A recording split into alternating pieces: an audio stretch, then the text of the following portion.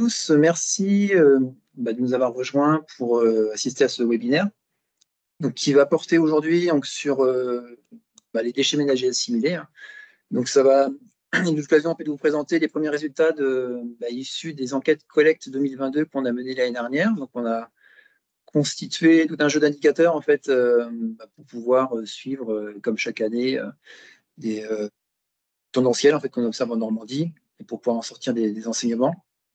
On va aussi profiter de ce webinaire pour vous présenter les échéances de 2024, ainsi qu'un certain nombre d'actualités en fait et de nouveautés qu'on peut mettre en place. Donc là, du coup, je suis accompagné de Yves et de Flavie qui vont prendre la main et vous présenter, dans un premier temps, tous les premiers chiffres de l'enquête 2022. Voilà.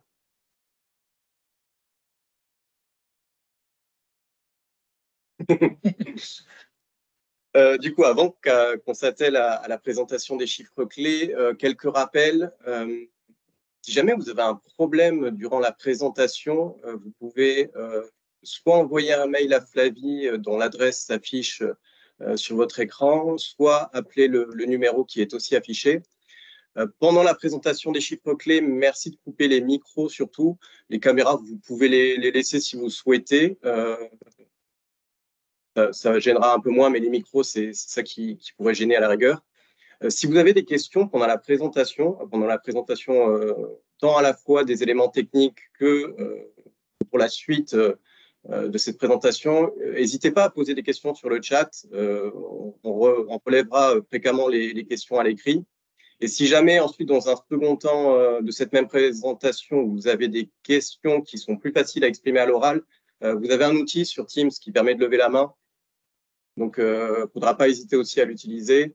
On va prévoir un temps de questions-réponses après la présentation des chiffres clés. Et comme on l'a indiqué, on enregistre la présentation pour pouvoir fournir à ceux qui sont absents aujourd'hui un support, à la fois le support de présentation et aussi le replay du webinaire.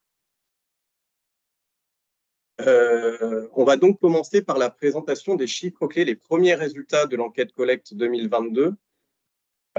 Et on va commencer donc là c'est un léger rappel pour le déroulé du webinaire, la présentation des chiffres clés 2022. Ensuite, on vous montrera un peu les échéances prévues pour les différentes productions. Et ensuite, on abordera aussi les actualités de l'Observatoire, les rendez-vous à venir.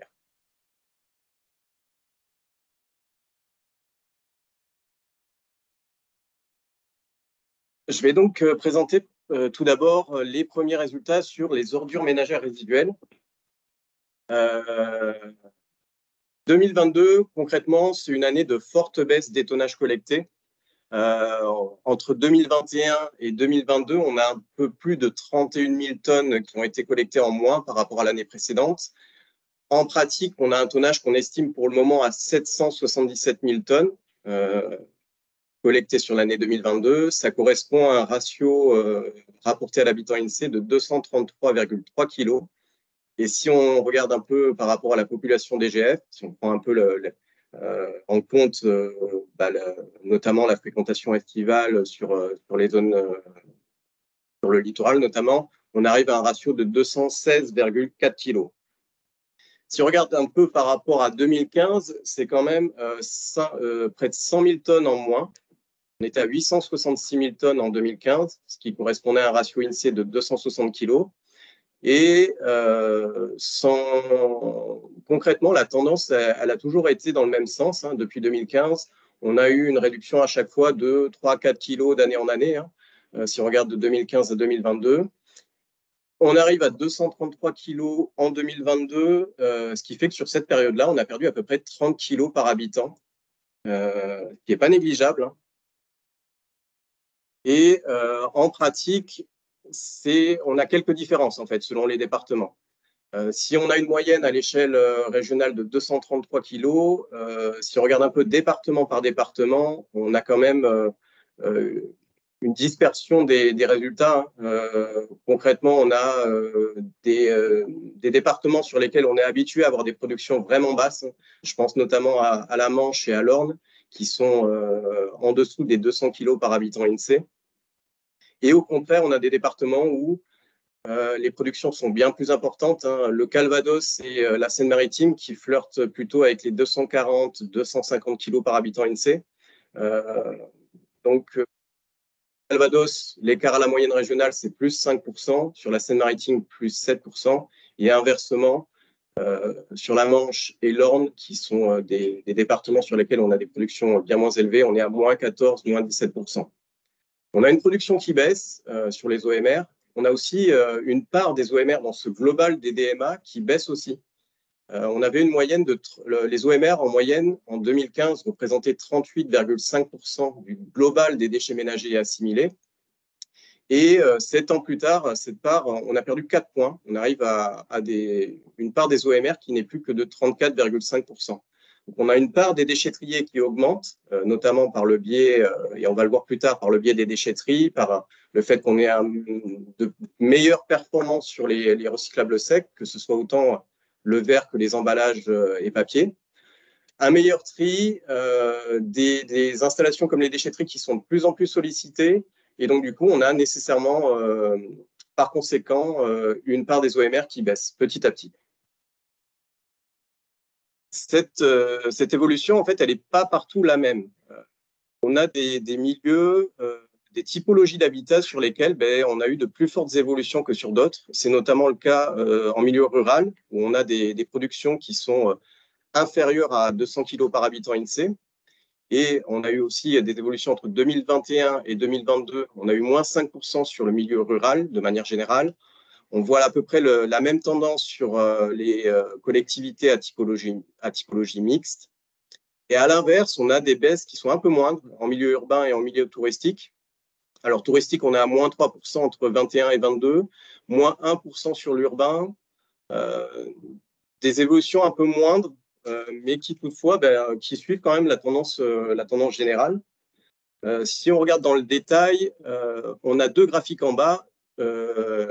Les productions individuelles rapportées aux habitants INSEE et les productions individuelles rapportées à une population DGF. En pratique, pour lire ces graphiques-là, en fait, on a une valeur médiane qui est au milieu. Ça va être celle-ci, du coup, celles qui sont ici. On est sur des productions médianes qui sont à peu près de 200 kg en rural. En mixte, on monte un peu plus, mais ça reste quand même assez maîtrisé, même si on a quand même des valeurs maximum en milieu mixte où on dépasse les 350 kg par habitant INSEE. Alors, ça peut être dû notamment à la fréquentation estivale. En milieu urbain, on est à peu près à 260 kg. C'est là où on pense qu'il y a peut-être des efforts à faire sur ce milieu urbain où concrètement, on a des productions, on le verra sur d'autres flux, sur lesquels il y a des marges de progression assez importantes. Touristique, on est à 532, on a une valeur médiane de 532 kg par habitant INSEE. Le milieu touristique, on va plutôt regarder les performances rapportées à une population DGF. C'est ce qu'on voit sur le graphique de droite en dessous de la carte. Rapporté à la population DGF, on a une production de 265 kg. Qui reste concrètement, on a peu de collectivités à typologie touristique en Normandie, donc peu de valeur à représenter. On est avec une valeur médiane de 260 kg qui reste à peu près comparable à ce qu'on voit sur du milieu urbain. On a même un maximum en milieu touristique qui est inférieur à ce qu'on voit en milieu urbain. En haut, vous avez la présentation des productions individuelles. Je peux peut-être faire un zoom rapide si j'arrive à trouver là. C'est peut-être une erreur, si, oui.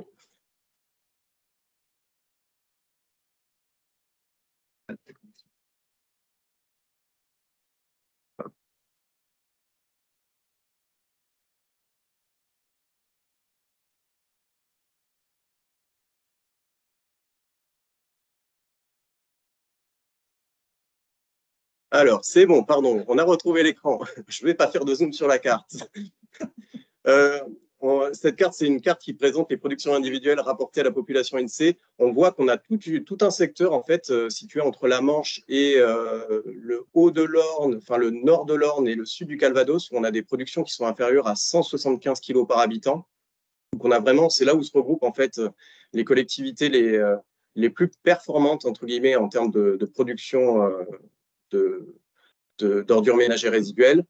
On a des secteurs où on voit clairement l'influence touristique, hein, notamment le littoral du Calvados, où on a des productions entre 220 et 245 kg par habitant. On retrouve un peu ces productions-là sur l'est de l'Eure. Et enfin, on a une Seine-Maritime où, en gros, on a certaines taches vertes où on a des collectivités qui arrivent à avoir des ratios assez bas. Et on a aussi, par contre, un littoral où les productions sont légèrement plus élevées. Décidément. Hop.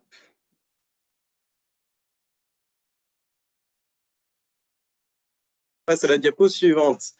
Sur cette diapo, on voulait vous présenter l'impact de différentes mesures, que ce soit à la fois la tarification incitative ou les collectes d'ordures ménagères résiduelles en sacs translucides. On a affiché un podium où on montre en fait les 3 collectivités en Normandie qui ont les productions d'OMR les plus faibles. Donc, on a en premier Prébocage Intercom qui affiche un ratio de 118,5 kg par habitant INSEE. Il me semble que Prébocage a souvent été dans les premières, dans les collectivités avec les ratios les plus bas. Je pense que c'est l'un des ratios les plus bas qu'on ait pu observer sur cette collectivité. On a une deuxième collectivité, Vallée de l'Orne et de l'Odon, qui affiche 129 kg par habitant, qui est aussi coutumière en fait de cette première ou deuxième place. Hein, ça s'est souvent joué entre ces 2 collectivités. Et on a enfin le SMICTOM de la Bruyère qui affiche un ratio de 130,5 kg par habitant INSEE. Et en fait, quand on regarde les 10 collectivités avec les ratios, les productions individuelles les plus faibles, on va retrouver 5 collectivités qui sont en Réomie, alors que ce soit sur toute ou partie de leur territoire. Et j'ai mis entre guillemets ou en phase test, parce qu'on retrouve aussi une collectivité. On retrouve aussi des collectivités qui sont en train de déployer justement cette tarification incitative. On retrouve aussi 4 collectivités qui sont en sac translucide et qui, concrètement, sur ces collectivités, c'est à peu près 150 à 200 000 habitants qui ont des collectes d'OMR en sac translucide. Et sur ces collectivités, on retrouve des performances individuelles en dessous de 150 kg par habitant INSEE. Et la dernière collectivité de ce podium élargi aux 10 premières a une collecte des OMR en C05.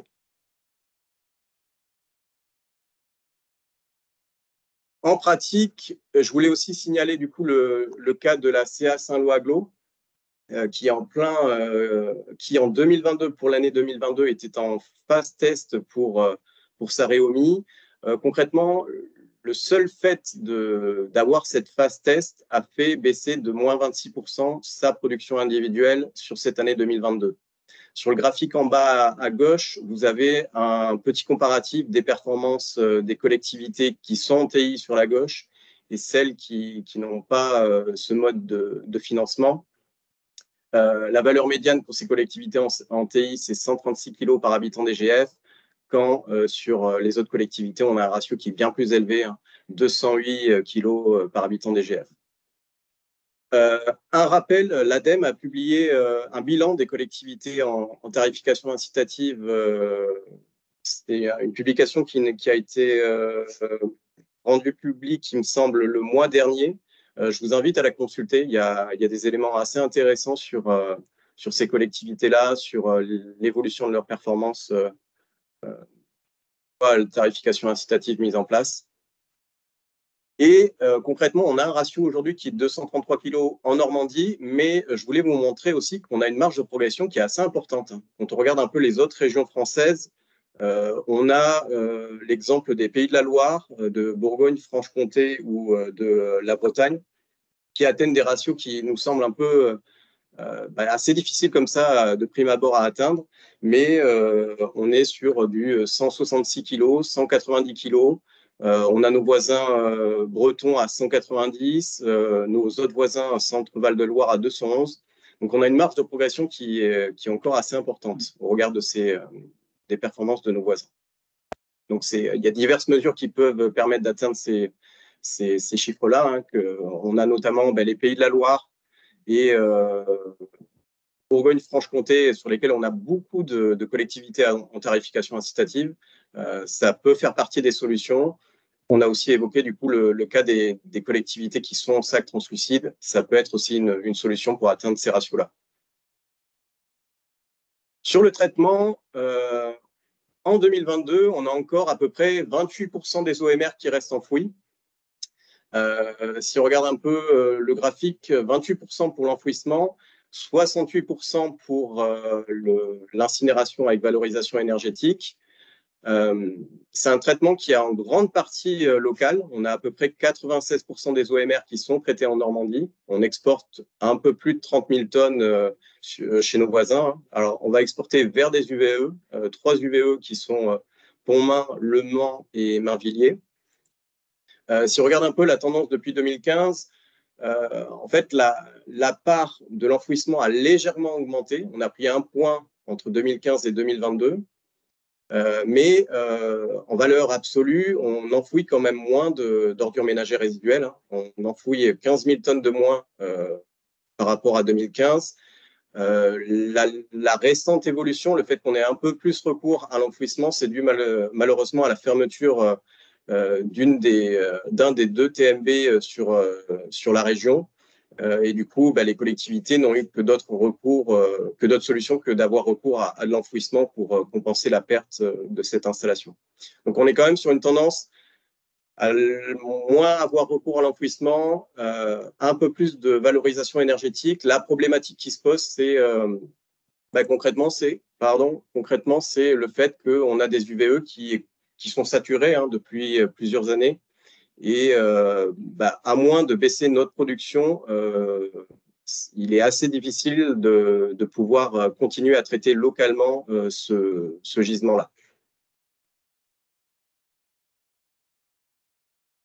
Et du coup, je vais laisser la parole à Flavie qui va vous présenter la partie sur… Ouais, il y a peut-être quelques questions. Je suis désolé pour les quelques problèmes techniques qu'on vient de rencontrer. Ça devrait aller normalement maintenant.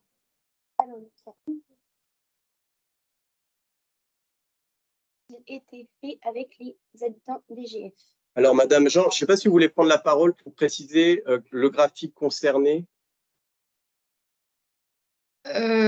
Oui, pardon. En fait, c'est notamment quand vous évoquez, vous mettez en avant les très bons résultats de Vallée-Nord-des-Lodons et du SMICTOM, où ils sont effectivement à 129 et 130 kilos par habitant INSEE.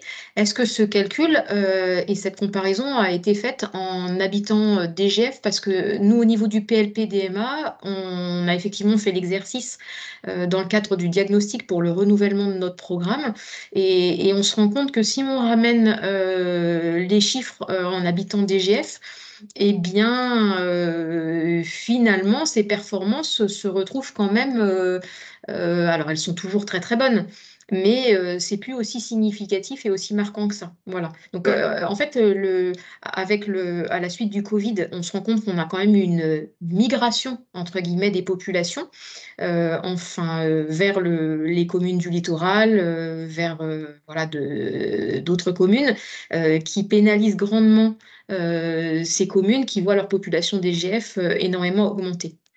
Et donc, est-ce que ces ratios, vous les avez calculés pour vérifier que, effectivement, l'impact de la tarification incitative et des collectes en sacs translucides, même en habitant DGF, était également significative? C'est une bonne suggestion. En pratique, les chiffres, ils sont déjà calculés. Je ne les ai pas là forcément sous la main, mais du coup, je vais me pencher sur la question et les montrer, et montrer l'influence, montrer ces mêmes chiffres en population DGF pour ces collectivités qui, effectivement, quand on regarde le ratio INSEE, apparaissent du moins comme très performantes. Je pense que oui, effectivement, la vision rapportée DGF, ça mettra peut-être un peu plus en valeur d'autres territoires qui, quand on regarde en INSEE, apparaissent peut-être moins performants, mais rapportés à la population DGF, on aura peut-être des ratios qui se rapprochent. Je Oui, prends note. et de voir justement l'impact touristique ou population, résidence secondaire, de montrer que c'est aussi un champ d'intervention très très important pour toutes les communes qui ont ces migrations de population, quoi. Ouais. Bah, notamment au vu de ce qui s'est passé ces 2-3 dernières années. Ouais. Voilà.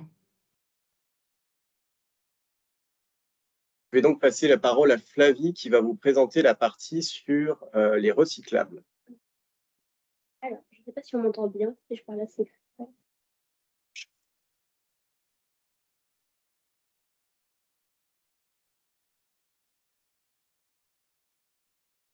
Ouais. Je prends celui-là. Ouais. Alors. Donc, pour cette partie, donc pour la deuxième partie, donc sur le verre, alors donc, on peut voir donc, sur ce premier graphique qu'il y a une poursuite donc, de la tendance observée depuis 2015 pour le verre.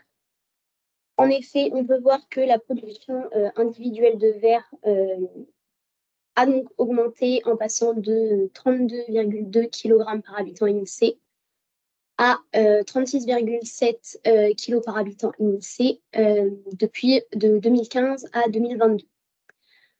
Donc, ceci correspond à 15 000 tonnes de plus en 7 ans.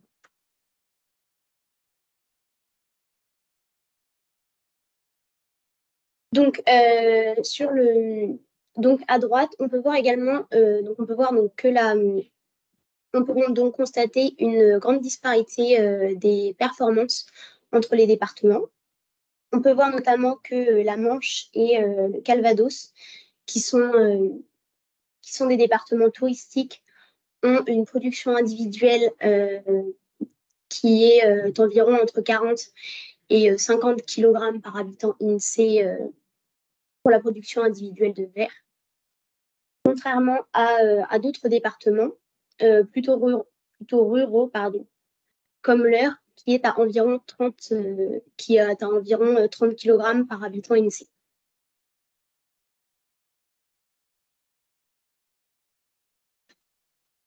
Alors, pour cette dernière figure, ici, on peut voir que la Normandie a une production individuelle de verre qui est à 36,7 kg par habitant INSEE. On peut donc voir une marge de progression qui reste encore importante par rapport aux autres régions, comme la Bretagne, par exemple, qui est à 51,7 kg par habitant INSEE.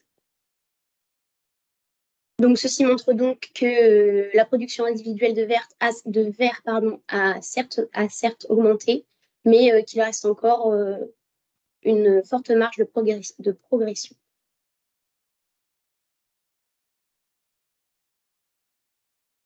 Alors, sur ce graphique, on peut voir ici l'impact de la fréquentation touristique. Alors, effectivement, donc ici, on peut voir que les milieux touristiques ou commerciaux ont une production individuelle de verre qui est d'environ 80,1 kg par habitant INSEE, contrairement aux autres typologies de milieux. Cependant, si l'on prend donc ceci,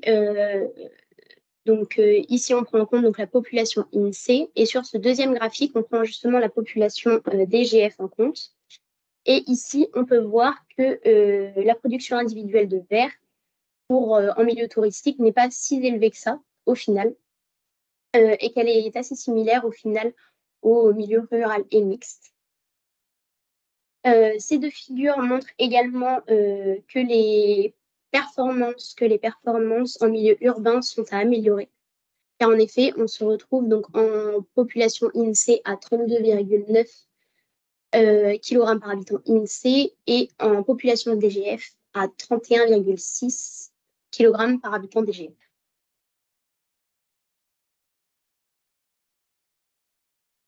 Donc ensuite, donc après le verre, donc on va parler donc des emballages et papiers.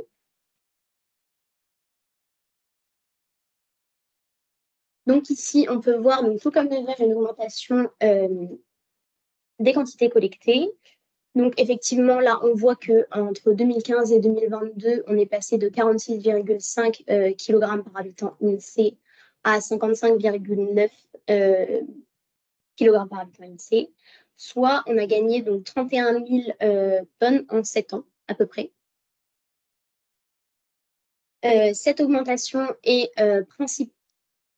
Cette augmentation est principalement due au passage en extension des consignes de tri, donc du passage des populations qui sont passées en extension des consignes de tri. Donc, comme on peut le voir, en 2022, nous étions, donc il y avait 97,4% de la population qui était en extension des consignes de tri. Et en 2023, c'est 100% de la population qui est passée en extension des consignes de tri.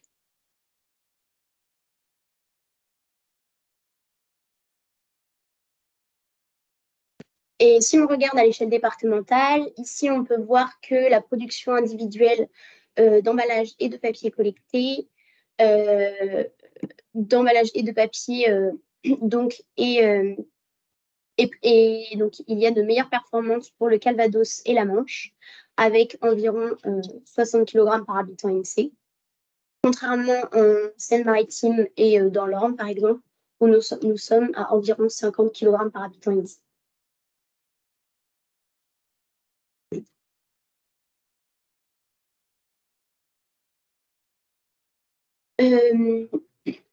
Ici, donc, si l'on compare donc, les typologies d'habitat, sur ce premier graphique, on peut voir une progression des performances individuelles. Donc, comme nous avons constaté tout à l'heure en Normandie, donc entre 2021 et 2022, nous sommes passés de 54,7 à 55,9 kg par habitant INSEE. Ceci est principalement dû au milieu rural et touristique, où on peut voir une progression des performances individuelles en termes d'emballage et de papier. Cependant, on peut voir notamment un recul en milieu urbain avec moins 4% entre 2021 et 2022 et moins 7% en milieu touristique.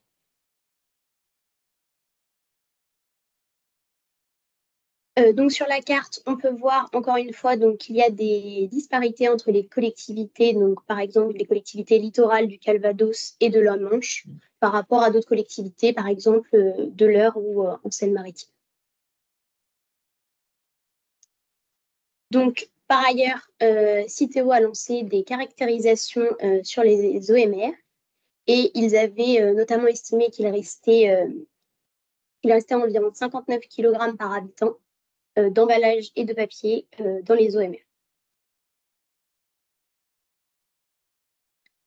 Cette dernière figure nous le montre également, donc, car la Normandie a encore une marge de progression importante au vu donc, des autres régions que nous pouvons voir ici. Donc elle se situe encore en milieu de tableau, comme tout à l'heure pour le vert. Donc l'idée serait que la Normandie l'objectif pour la Normandie, serait donc d'extraire les emballages et les papiers des OMR, pouvoir les envoyer vers des filières de valorisation et de tri et de valorisation. Alors, donc ensuite, sur cette carte, on peut voir que donc il y a environ 75% des emballages et des papiers qui sont triés en Normandie. Et donc les 3/4 sont triés en Normandie et le reste des déchets, donc environ 25%, sont triés en dehors de la région, donc majoritairement en Bretagne et en Centre-Val de Loire. Les 25% de déchets restants proviennent majoritairement donc, du Calvados et de l'Orne. Donc ceci est particulièrement dû à la perte de 2 centres de tri. Donc les 2 centres de tri qui sont Rocancourt et Donville-les-Bains. Cependant, d'ici peu, donc un nouveau centre de tri va permettre de relocaliser le tri des emballages et des papiers. Et ceci permettra notamment de solliciter les centres de tri extra-régionaux.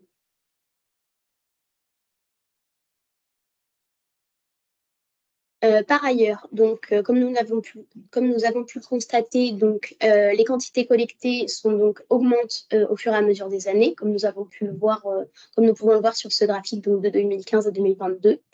Cependant, les quantités valorisées stagnent, comme nous pouvons le voir entre 2021 et 2022. Donc, les quantités valorisées sont les mêmes. Donc, ceci montre donc que la communication reste essentielle pour avoir une meilleure qualité de tri.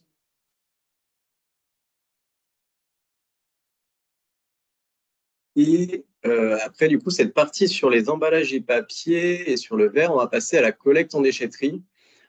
Les déchetteries qui ont été une thématique assez centrale sur les dernières années et qui ont été, je pense, les services de collecte les plus perturbés, notamment par crise sanitaire.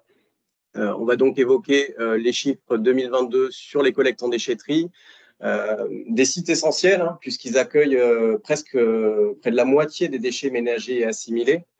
En pratique, rapporté à la population DGF, on est sur un ratio de 291 kg par habitant DGF à l'échelle régionale, avec une forte disparité des performances individuelles. Hein. Si on regarde le rural, le milieu rural ou le milieu mixte, on est sur des productions qui se rapprochent des 330-340 kg. On a à peu près le même ratio sur le touristique. Et à l'inverse, en milieu urbain, on est sur des sites où on a encore quelques collectes hors déchetterie d'encombrants et de déchets verts. Et on a du coup des sites qui sont un peu moins fréquentés ou sur lesquels on a des productions un peu moindres. On le voit notamment sur les ratios de déchets verts, hein, là où on peut voir du 110 kg, 130 kg ou 115 en rural, mixte ou touristique. En milieu urbain, on est seulement à 43 kg par habitant DGF. Et à l'échelle régionale, on est à 98 kg pour ces déchets verts. Sur le tout venant, on a à peu près le même constat. Le tout venant, c'est un des flux les plus importants sur nos déchetteries en Normandie et qui représente à peu près 22% des tonnages collectés en déchetterie. C'est à peu près la même proportion pour les inertes. Ces deux flux-là, tout venant et inertes, sont assez importants en Normandie. On avait d'ailleurs déjà présenté cette problématique, hein, le fait qu'on a des productions tout venant. Quand on regarde un peu les productions observées sur les autres régions, la production tout venant en Normandie dénote particulièrement. On a des ratios d'à peu près 70 kg par habitant INSEE, ce qu'on voit sur le graphique en bas à droite, quand chez nos voisins, qu'ils soient bretons, centre Val-de-Loire ou l'ensemble des autres régions françaises, ils sont plutôt sur des ratios de 50-60 kg. Donc, on a vraiment 10 kg. On a la production individuelle de tout venant la plus forte en France. Donc, clairement, on a peut-être un souci de tri en déchetterie. Alors, on ne va pas nier que la situation s'est quand même améliorée sur 2022. On a une production de tout venant qui a un peu reculé, mais qui reste malgré tout par rapport à d'autres régions françaises assez importantes. Similaire. Des régions similaires surtout, qui ont à peu près les mêmes productions d'autres flux, mais nous, sur le tout venant, ça pêche un peu. Déchets verts, je vais en parler ensuite sur les évolutions. On va voir qu'on a eu vraiment, en fait, 2021 a vraiment été exceptionnel à tout point de vue. 2022, on retrouve un peu des chiffres auxquels on était habitué. Entre 2021 et 2022, on perd à peu près 10% de tonnage sur les déchetteries. C'est principalement observable sur les déchets non dangereux. C'est surtout notable encore plus sur les trois gros flux, que ce soit les déchets verts, le tout venant ou les inertes. Dans le détail, les principales évolutions, c'est moins 14% sur les déchets verts. On avait titillé les 400 000 tonnes de déchets verts en déchetterie en 2021. Et là, on retombe sur à peu près 350 000 tonnes sur l'ensemble de la région. Sur le tout venant, on a à peu près moins 9%, ce qui fait à peu près 230 000 tonnes de tout venant. Et donc, on a enfin une évolution à la baisse sur ce flux-là. Sur les inertes, on a moins 7%. Après une année 2021 qui a peut-être été caractérisée par pas mal de travaux chez les particuliers, pas mal du coup, on génère un peu de gravats, d'inertes, on fait des travaux chez soi. Sur les autres flux, ferraille, pneumatique et l'amiante, on est sur des baisses assez importantes, hein, on a peu observé ça, en fait, des évolutions aussi importantes à la baisse. Et enfin, le bois et les autres déchets dangereux, on a aussi des évolutions assez importantes à la baisse sur ces flux-là. Les seules grandes filières, entre guillemets, sur lesquelles on voit des évolutions positives, ça va être le plâtre, où on a été un peu surpris, mais on a près de 900 tonnes supplémentaires sur l'année 2022. Et enfin, là, c'était quelque chose d'assez coutumier, qu'on voit depuis 2015, c'est le déploiement, c'est la filière mobilier sur laquelle on a eu toujours des évolutions assez importantes d'une année sur l'autre. Et là, du coup, ça semble s'être un peu calmé sur 2022 et on se posait la question, du coup, de voir si on n'atteignait pas un peu un certain plafond sur cette filière-là. On est à peu près sur 64 000 tonnes collectées sur l'année 2022. Donc, pour vous montrer un peu l'évolution qu'on a connue sur cette filière mobilier depuis 2015, 2015, on avait à peu près 7 000 tonnes collectées à l'échelle régionale. 2016, 13 280 tonnes. Vous avez les tonnages collectés sur la gauche sur un graphique et vous avez ces mêmes tonnages collectés par déchetterie sur l'ensemble de la Normandie. 2017, on atteint enfin les 20 000 tonnes avec de plus en plus de déchetteries dotées d'une benne mobilier. 2018, on reprend 10 000 tonnes, on dépasse les 30 000. 2019, on atteint presque les 40 000 tonnes, donc 10 000 tonnes encore supplémentaires. Petite stagnation en 2020, mais du coup, un peu dû à la crise sanitaire, 41 000 tonnes, donc on prend 2 000 tonnes supplémentaires. 2021, là, ça a été vraiment une explosion assez importante, hein, puisqu'on a presque 20 000 tonnes supplémentaires d'une année à l'autre. Et là, en fin de 2022, on prend 2 000 tonnes de plus. Donc, pour l'instant, on n'a pas encore de données sur l'année 2023, mais on se demande si on n'atteint pas un certain plafond de verre sur cette filière qui est désormais peut-être mature. Alors peut-être qu'il ne faut pas non plus abandonner la communication sur cette filière et toujours inciter au tri, un meilleur tri. Il y a sûrement une marge de progression qui existe encore, mais on atteint peut-être déjà des performances qui, au regard aussi des autres régions, on est peut-être sur un plafond de verre. Sur les déchetteries, concrètement, on a aussi mené des analyses sur la nature de ces sites-là. En pratique, on est sur un site qui, dans la très grande majorité, on est sur un parc, pardon, qui, pour la très grande majorité, a été créé avant 2010, à savoir avec les contraintes réglementaires de l'époque, avec une rubrique ICPE 2710 où le régime était fonction de la superficie auparavant, et désormais il est fonction des quantités présentes sur le site. Si on regarde un peu en fait les années d'ouverture de notre parc de déchetterie, on a à peu près 45% des sites qui ont été ouverts avant l'année 2000. Et on a l'autre moitié, à peu près, qui a été inaugurée entre 2000 et 2010, ce qui nous donne un âge moyen des déchetteries de 23 ans, ce qui fait qu'on a un parc qui est assez vieillissant. Alors, on a quand même des rénovations de sites, hein, on a quand même des nouvelles ouvertures, de nouvelles déchetteries pensées avec les contraintes actuelles, mais on est quand même sur un parc assez vieux. Sur les autres caractéristiques, on est sur à peu près 8 emplacements à quai en moyenne. On a fait quelques analyses pour rapporter ce nombre d'emplacements à quai et en regardant certains ratios, certains tonnages accueillis. Et on a remarqué, alors c'est pas une grande nouvelle que je vous annonce, mais ça montre quand même l'enjeu. Plus il y a d'emplacements à quai, moins la part du tout venant est importante. Plus on va proposer de solutions de tri à l'usager, moins cette part de tout venant sera importante. C'est pas négligeable pour un flux qui est de plus en plus onéreux traité, compte tenu des fortes évolutions qu'on a eues sur les coûts de traitement, notamment sur l'enfouissement, que ce soit les coûts pratiqués par les prestataires ou la TGAP qui vient s'additionner en plus à ces coûts importants. Et enfin, on a estimé qu'on a à peu près un peu moins de 20% des déchetteries qui sont dotées d'une zone ou d'un espace réemploi. Et donc, je voulais un peu illustrer les anciennes déchetteries qui malheureusement, elles ont été pensées parce que la contrainte réglementaire de l'époque, c'était on est un peu contraint par la superficie. Donc, on a des sites vraiment restreints sur lesquels il est difficile d'amener de nouvelles solutions de tri. À aujourd'hui, des nouveaux sites qui sont beaucoup plus grands, beaucoup plus étendus. Alors, on est sur des collectivités qui ont aussi les moyens d'apporter ces solutions-là aux habitants.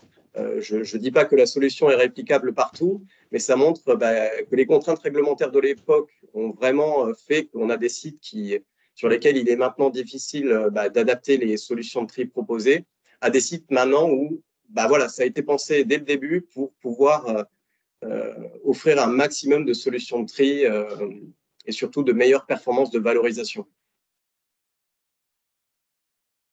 Et un petit rappel quand même des différentes filières REP qui concernent notamment les déchetteries, successives de nouvelles filières REP, qu'elles soient volontaires ou réglementaires. On a eu les piles et accumulateurs en 2001, les D3O en 2006, la filière TLC, alors qui n'est pas seulement présente en déchetterie, qu'on peut retrouver aussi en dehors des déchetteries, mais qui parfois est présente. Les cartouches d'impression, c'est pas ce qui prend le plus de place, mais c'est quand même une solution de tri en plus.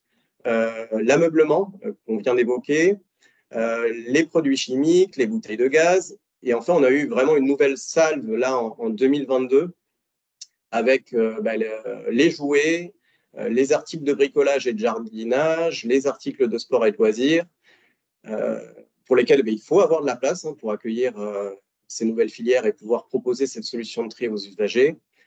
Et on a le cas particulier de la REP PMCB qui a été repoussée à 2023 et qui concrètement est encore en cours de discussion entre les éco-organismes sur cette filière-là et les collectivités, pour voir quelles solutions il est possible de proposer ces flux de déchets-là. Et donc, en pratique, le manque de place, les nouvelles REP, ça suppose aussi de former les agents à ces nouvelles solutions de tri. Ça suppose aussi de nouvelles conventions entre les collectivités et les éco-organismes. En pratique, ça se traduit par des investissements pour les collectivités, des investissements qui peuvent être importants, que ce soit pour rénover et répondre aux exigences réglementaires en matière de sécurité notamment, ou réaménager carrément leur site. C'est des investissements qui peuvent vite chiffrer vraiment. C'est des budgets qui sont pas anodins. Ça peut être aussi des créations de nouveaux sites, comme on vient de le voir. Là, c'est carrément des budgets encore plus importants et qu'il faut anticiper. Et face du coup au fait que on est de plus en plus, on a des sites qui sont de plus en plus utilisés, qui sont de plus en plus sollicités. Il y a certaines collectivités qui ont pris le parti de rationaliser un peu cette utilisation des sites en limitant le nombre de passages, par exemple, en limitant le nombre de passages par an. Ça permet aussi d'inciter les usagers à regrouper leurs apports, à mieux penser, à anticiper leur arrivée sur le site, ne pas avoir tout en vrac dans son coffre ou dans sa remorque, mais déjà peut-être avoir fait un pré-tri. Et puis concrètement, limiter le nombre de passages, c'est du coup limiter un peu en partie ses coûts, mais c'est offrir aussi aux gardiens un peu plus de temps pour guider, orienter les usagers et peut-être aussi améliorer ses performances en termes de valorisation. Et donc, j'évoquais les coûts, les collectivités qui limitent le nombre de passages pour limiter leurs coûts. En pratique, sur les coûts des services déchets, on a une tendance à la hausse qu'on avait déjà observée sur les années précédentes, qui se confirme sur cette année 2022. On a un coût moyen de 128 € par habitant INSEE, et rapporté à la population DGF, ça fait 118 €. En pratique, on a toujours cette prédominance de l'atome qui représente 85% du montant des contributions. Si on s'intéresse plutôt à cet aspect population, on est sur les Normands, 91% des Normands. Pour 91% des Normands, c'est le mode de financement principal de leur service déchets. On a une petite part représentée par la tarification incitative qui équivaut à peu près à 3% de la population. On a quelques collectivités en redevance simple, ça représente 4% des Normands. Et enfin, on a encore aussi quelques collectivités qui ont recours au budget général, sur lesquelles on n'a pas de tome ou de ROM, mais on a un recours au budget général qui concerne 2% des Normands. Donc, en pratique, on l'a vu, une moyenne de 128 € par habitant INSEE, avec une dispersion des coûts qui peut être assez importante, mais ça va dépendre en partie de la nature de la collectivité, de la nature des services qu'elle déploie auprès de sa population. On a pas mal de facteurs qui peuvent influer ce coût de service. Mais comme je disais, on a une évolution forte à la hausse sur ces 2 dernières années. Plusieurs facteurs d'explication. On a l'inflation sur des consommables, dont notamment par exemple le carburant pour les collectes. On a aussi des coûts de traitement hors TGAP qui ont fortement augmenté, notamment sur l'enfouissement. Des prestataires qui affichent désormais des coûts à la tonne qui sont assez importants comparé à ce qu'on pouvait voir il y a 5-6 ans. Ce qui fait que du coup, on a eu une forte hausse depuis 2020 jusqu'à 2022. On a eu 14 € supplémentaires, 14 € par habitant supplémentaires entre 2020 et 2022.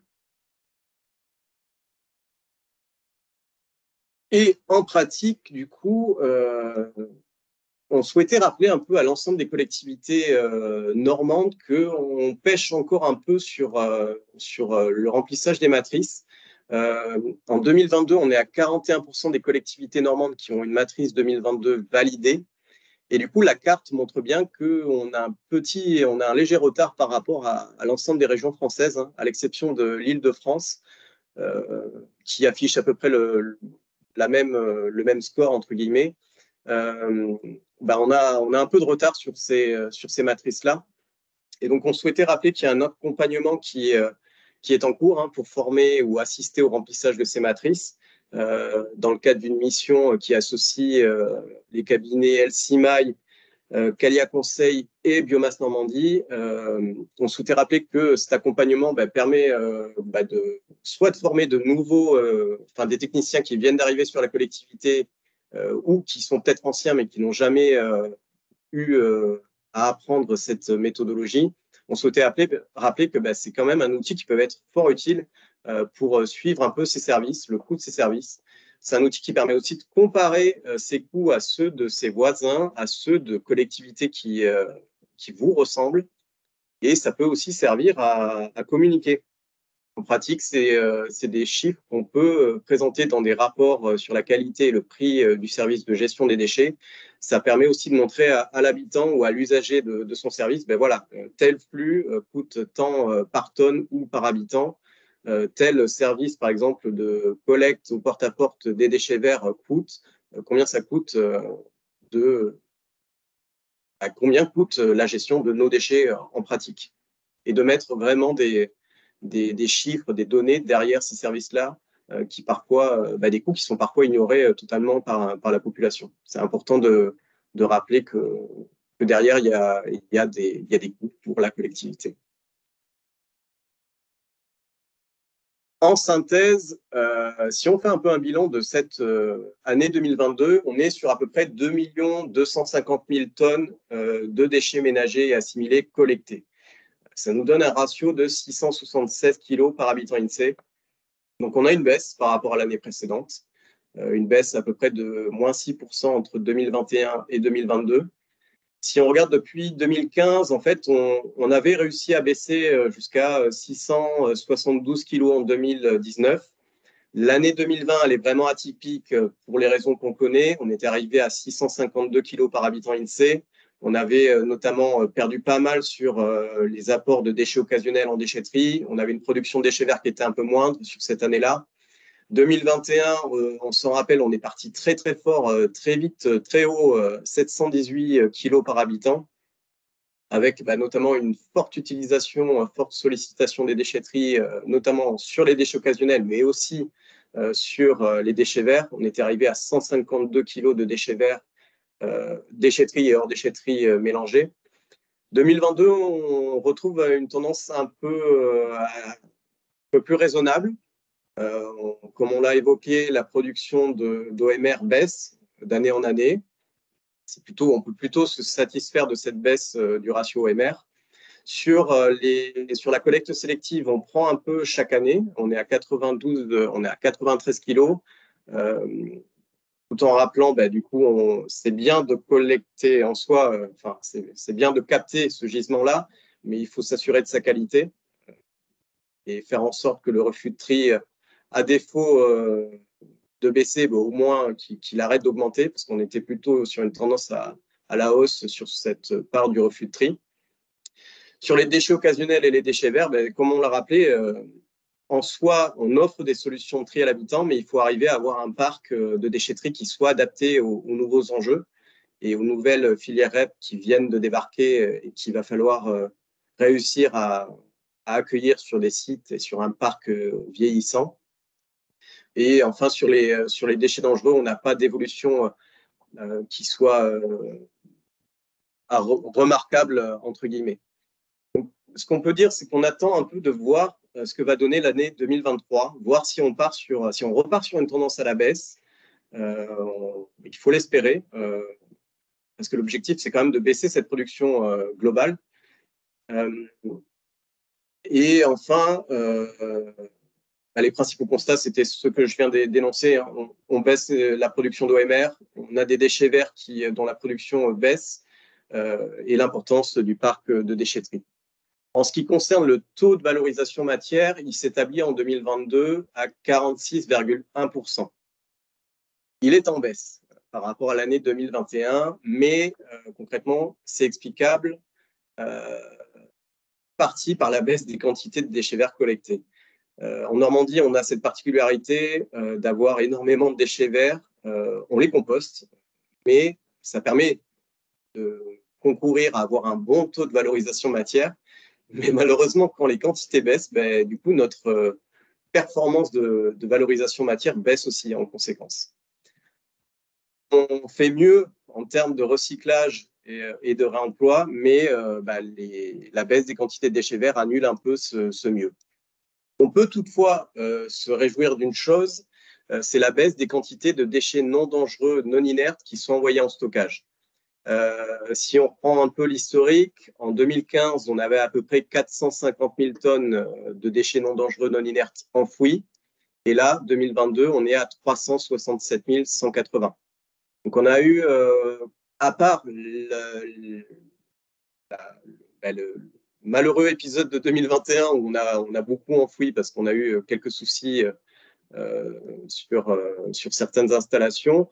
À part cet épisode malheureux où on est remonté d'un coup à 408 000 tonnes, on est là sur l'année 2022 sur le minimum enfoui depuis 2015. On l'a présenté tout à l'heure, on a encore 27% d'ordures ménagères résiduelles qui sont enfouies. Sur le tout venant déposé en déchetterie, on a 61% qui est encore enfoui. Il y a certaines collectivités qui commencent à développer des solutions soit de tri, donc on collecte du tout venant collecté en déchetterie, mais on arrive à le mettre sur des plateformes et à faire un tri qui reste basique, mais qui toutefois permet de récupérer des matériaux valorisables. Et enfin, on a de meilleures performances, entre guillemets, sur les encombrants collectés au porte-à-porte. On est vraiment sur des quantités moindres. Les encombrants collectés hors déchetterie, on est sur des tonnages qui baissent d'année en année. On est maintenant, on est proche des 10 000, 12 000 tonnes d'encombrants collectés au porte-à-porte. C'est des quantités qui baissent d'année en année parce que les collectivités qui déployaient ces services soit le limitent à certains types de populations, des personnes, soit des personnes âgées ou avec des problèmes de mobilité, soit réduisent fortement les fréquences de ces collectes. Et en pratique, du coup, si on regarde entre 2015 et 2022, on est sur une baisse de 19% des quantités de déchets non dangereux, non inertes enfouis. Et c'était donc la partie des indicateurs. Si jamais vous avez des questions sur certains chiffres, n'hésitez pas à les poser sur le chat. Je vais pouvoir y répondre du coup. Ou si vous avez peut-être des questions à l'oral, si vous voulez poser des questions à l'oral, n'hésitez pas à vous manifester dès maintenant. Il y a eu quelques questions dans le chat auxquelles on a répondu au fur et à mesure. Okay. À la fois sur ce que c'est qu'une population DGF, le fait qu'on prenne en compte l'impact touristique. Qu'est-ce que c'est que la matrice compte à coût, donc avec l'accompagnement qui est gratuit proposé par l'ADEME. Et également savoir si on avait des données sur les biodéchets. En l'occurrence, en 2022, il n'y avait pas de collecte séparée des biodéchets. Donc ça va être des expérimentations. Donc ça va être mélangé avec des déchets verts, ouais. C'est certain. Et à terme, on aura un nouveau volet biodéchets, ce qui serait collecté séparément. Mais c'est vrai qu'aujourd'hui, on n'a pas ce détail-là. Et voilà. Et puis j'ai rappelé aussi qu'on suivait les biodéchets valorisés en Normandie via les enquêtes installations de traitement. un petit peu les questions qui sont apparues dans le chat au fur et à mesure. OK. Si vous n'avez pas de questions supplémentaires, on va continuer sur les publications du coup. Alors, donc, pour les publications et l'actualité de l'Observatoire. Donc, tout d'abord, pour les publications à venir. Alors, tout d'abord, vers juin 2024, il y aura le bilan donc, sur la gestion des déchets ménagers et assimilés. Donc, c'est un bilan que l'on fait tous les ans et qui est à destination des collectivités locales, des techniciens, des élus et autres, etc. Ensuite, il y aura également donc des fiches territorialisées. Donc, comme l'an passé, ces fiches seront transmises à peu près en mai 2024. Ces fiches sont à destination des collectivités locales normandes et l'objectif est de mettre en avant les chiffres clés 2022 pour chaque territoire et de comparer donc ces chiffres avec des indicateurs de référence, des indicateurs régionaux ou départementaux. Ensuite, donc, pour les publications à venir, donc il va y avoir, durant le premier semestre 2024, plusieurs fiches d'informations à venir, notamment sur les déchets résiduels, une fiche d'information sur les déchets d'activité économique et enfin une fiche d'information sur les dépôts sauvages. Et je vais reprendre la parole et préciser aussi, et c'est un oubli assez gros, mais qui du coup est assez… plus c'est gros, plus ça passe. On développe aussi, on est toujours sur le développement du site internet qui devrait voir le jour avant la fin de l'année. On est en plein travail avec les développeurs, notamment à communiquer les données, à mettre un peu tout ça en orchestre pour vous fournir concrètement un site internet qui vous permettra de retrouver ces indicateurs, ces éléments-là, une partie mise à disposition de documents. On est en plein dedans. Et du coup, on est tellement en plein dedans que j'ai oublié de le mettre dans la présentation. Mais c'est bien prévu avant la fin de l'année d'avoir un site internet de data visualisation qui vous permette de retrouver de manière pratique des indicateurs, des éléments, des données pour vous. Je pense que l'objectif, c'est avant juin. Avant, oui, oui, oui. Alors du coup, on aura certaines parties qui vont arriver avant d'autres. Ce sera notamment le cas pour les déchets ménagers assimilés, qui sera la première partie disponible. Et ensuite, au fur et à mesure, on balayera l'ensemble des champs d'observation sur lesquels on travaille pour les mettre à disposition sur ce site. Et du coup aussi un espace qui sera intitulé Mon territoire, où vous pourrez retrouver, ce sera un peu l'équivalent sur le site des fiches territorialisées. Vous pourrez y retrouver du coup des données, des anciennes données, enfin des données historiques sur un territoire, sur votre territoire. Voilà, c'est ce qui nous mobilise actuellement. Je voulais évoquer avec vous du coup la mise en commun des enquêtes collecte et des matrices des coûts. C'est notamment une volonté de l'ADEME au niveau national. L'une des principales problématiques auxquelles on était confrontés, nous, en tant qu'observatoire, et vous, en tant que parfois collectivité, c'était les différences qu'on pouvait avoir entre les tonnages qui sont renseignés dans les matrices. Les matrices, c'est des coûts, mais c'est aussi des tonnages, puisqu'on rapporte ces coûts-là soit à une population donnée, soit à des tonnages collectés. Et on avait observé qu'on avait souvent des incohérences entre ces deux sources de données. D'un côté, les matrices et de l'autre, les réponses aux enquêtes collectes. Et donc, l'ADEME, au niveau national, a pour objectif qu'on puisse mettre en cohérence ces données-là. Et à terme, il va y avoir peut-être une petite bascule sur le rythme d'enquête. Les tonnages de l'enquête collecte, donc les tonnages qui seraient renseignés et saisis sur Sinoé, devrait permettre d'alimenter les matrices, que vous n'ayez pas à saisir 2 fois ces informations et que le fait que ce soit renseigné une fois permette ensuite de le basculer dans les matrices. Sous réserve du coup de valider, de contrôler qu'on a bien une cohérence entre ce qu'on a déclaré auparavant dans l'enquête collecte et ce qu'on retrouve ensuite dans la matrice. À terme, l'objectif, c'est de disposer des données de l'enquête collecte plus tôt pour aussi produire des bilans, pour vous communiquer ces bilans annuels plus tôt. Et concrètement, ce qu'on voulait faire, c'était vous poser une question que je vais afficher du coup dans le chat ou qui devra arriver devant vos yeux.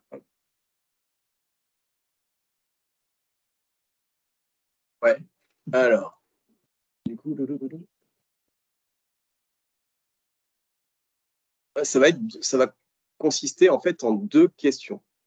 La première question, en fait, on vous demande à quel moment de l'année vous souhaiteriez disposer d'indicateurs de référence. En pratique, le sondage devrait s'afficher devant vos yeux. On ne peut pas faire mieux que N+2 en pratique. Donc, vous avez ici le choix de janvier à décembre N+2. Et on vous laisse du coup nous dire à quelle période vous souhaiteriez disposer d'indicateurs de référence. Alors que ce soit par exemple, voilà, telle typologie d'habitat, le ratio OMR, c'est tant en moyenne. Qu'est-ce qui se passe en déchetterie chez des collectivités qui me ressemblent, à quel mois de l'année, N+2, vous souhaiteriez disposer de ces éléments-là.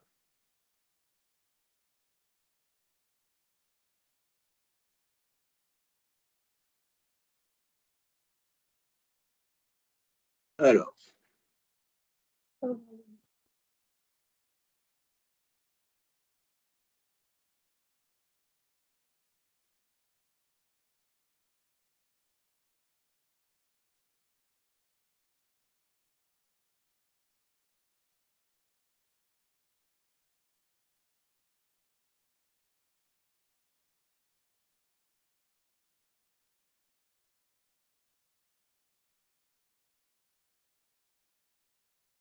Et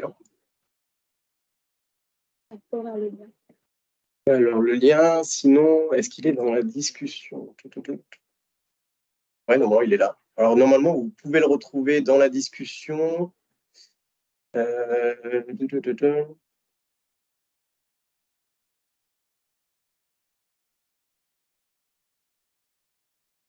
Sinon, répondez dans la discussion. Ouais. Et alors, peut-être préciser à quelle époque de l'année, vous, en général, vous avez votre RPQS à rédiger en général. Ouais. D'année, je vois en avril.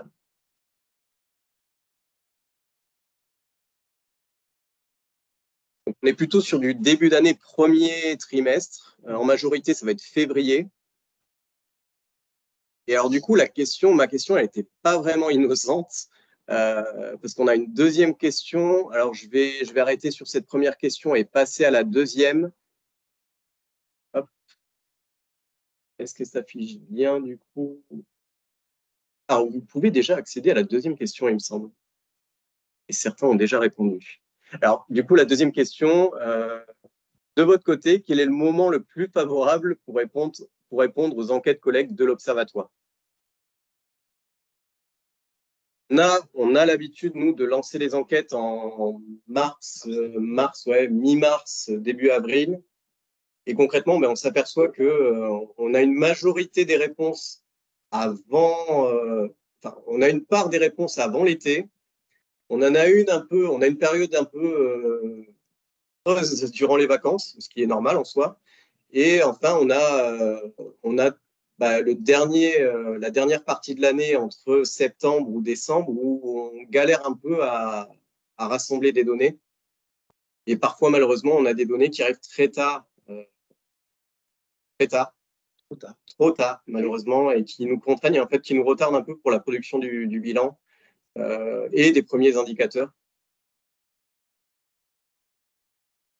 Et donc, en pratique, si je vous disais ça, c'était pour vous présenter le calendrier de la prochaine session d'enquête où, si on regarde un peu, nous, on prévoit de lancer l'enquête collecte au 1er mars, première quinzaine de mars, on va dire plutôt, de produire une première fiche de synthèse à cette même date. Donc, concrètement, on va envoyer les questionnaires avec cette première fiche de synthèse pour que vous ayez des éléments de comparaison. Des productions individuelles par typologie d'habitat, vous montrer un peu les moyennes régionales sur les divers flux, à l'instar de ce qu'on vient de faire, mais peut-être quelque chose de plus synthétique sous le format d'une publication. Flavie l'a évoqué, la production des fiches territorialisées à début de l'été et pouvoir produire le bilan régional au 1er juin. On a fixé une deadline pour le retour des enquêtes collecte 2023 au 30 juin. C'est peut-être optimiste, mais c'est ce qu'il faudrait qu'on puisse avoir concrètement pour vous produire des indicateurs au plus tôt, pour que vous puissiez en disposer pour la rédaction de vos RPQS. On n'a pas de souci à produire la donnée si tant est qu'on a les réponses aux enquêtes. Des réponses exhaustives, c'est ça. En fait, on peut avoir les 3/4 des réponses en septembre, mais s'il nous manque le dernier quart, on ne peut malheureusement pas produire d'indicateurs régionaux. Donc, sur l'édition DMA 2022, l'enquête, concrètement, j'ai mis une fin 15 janvier. Je sais que j'ai reçu des chiffres début février, ce qui fait que j'ai un peu tardé du coup à produire des indicateurs. Donc j'insiste un peu, mais le plus tôt on a les éléments, le plus tôt on peut produire ces indicateurs. Parce qu'ensuite, on a toute une phase où on va vérifier, consolider nos données et produire les indicateurs. On a toujours, quand on revient sur de la donnée quelques semaines plus tard, on a toujours des petites corrections, des petits changements. Si on peut les faire plus tôt, c'est mieux. Et donc, sur cette année, sur cette édition 2023, concrètement, on aura un début d'enquête mars et on souhaiterait pouvoir conclure cette enquête avant la fin de l'été. Ça nous permettrait vraiment de vous fournir en retour des éléments à intégrer pour votre communication, pour que vous puissiez situer vos niveaux de performance.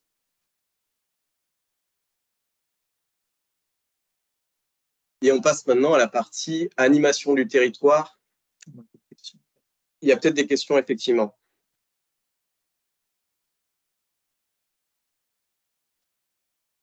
En fait, ouais, les RPQS, c'est très variable d'une collectivité à l'autre. La date de publication, on avait vraiment des débuts d'année, premier trimestre, et on a aussi des mi-année. Ça va vraiment dépendre, je pense, des services et peut-être aussi parfois des choses qui peuvent mobiliser les techniciens, des changements de prestataires, des changements de mode de collecte, des choses qui ne sont pas forcément anticipables ou qui ne sont pas forcément les mêmes d'une année à l'autre.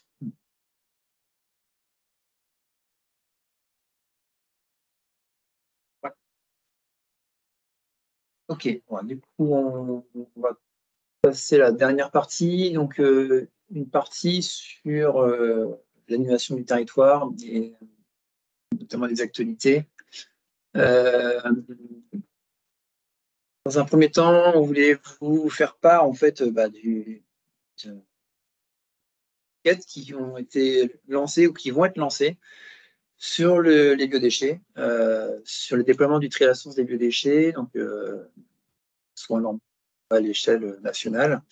Vous avez dû en fait voir passer une enquête qui a été lancée par l'Adréal en novembre dernier. Un questionnaire qui était en ligne, qui avait été co-construit donc, du coup, entre l'Adréal, l'ADEME, la région et puis nous, qui visait en fait à faire un bilan en fait, du déploiement du tri à la source des biodéchets au 31/12/2023, qui vise du coup aussi à suivre le déploiement dans les prochains mois. Et c'était derrière aussi pour orienter les choix qui devront être opérés dans le cadre des financements, notamment à travers du fonds vert.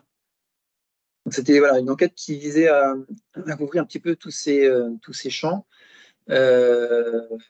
Mathias, du coup, de l'Andréal, a dû relancer en fait ceux qui n'ont pas, ceux qui ont tardé un petit peu à répondre.